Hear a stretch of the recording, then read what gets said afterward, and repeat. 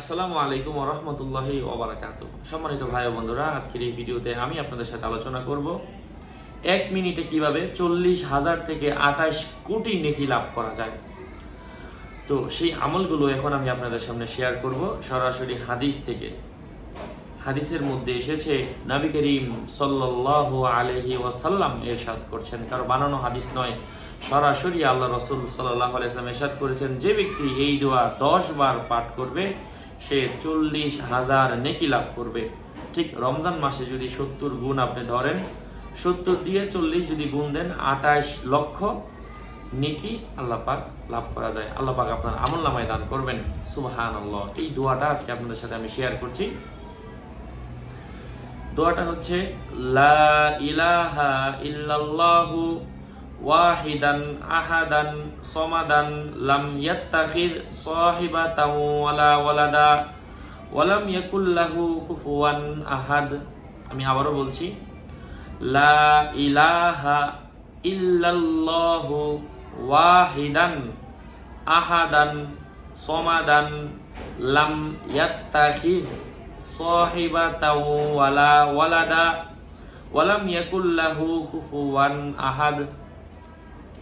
যদি আপনাদের ভিডিওটি ভালো লেগে থাকে, আপনারা আমল করেন, অবশ্যই ডাউনলোড দিয়ে রাখবেন, কারণ এই আমলের মর্যাদা, মানুষ তো সবাই দুনিয়ার পিছনে ছুটে আছে, তো আমলের মর্যাদা আমাদের বুঝে আসতেছে না, আসবে ওই কিয়ামতের মাঠে, এখন বুঝে আসবে না।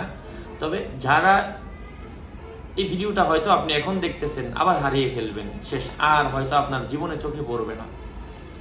নতুন নতুন যারা দেখবে তাদের সাথে হয়তো বা এটাই ঘটবে।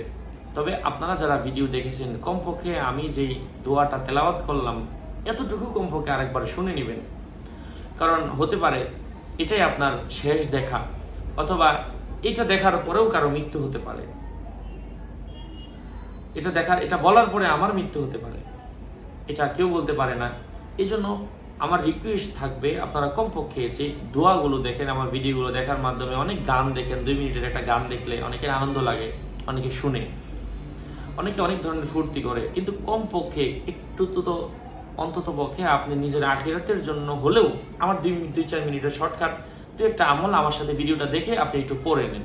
যদি পড়তে না পারেন তাও একটু শুনেন, শুনলেও আশা করছি আল্লাহ পাক আপনার আমল নামায় সমপরিমাণ সওয়াব দান করবেন। কারণ আপনারা জানেন, রমজান মাসে সবাই আমরা জানি কোরআন সবাই পড়তে পারে না, কেউ পড়ে কেউ শুনে।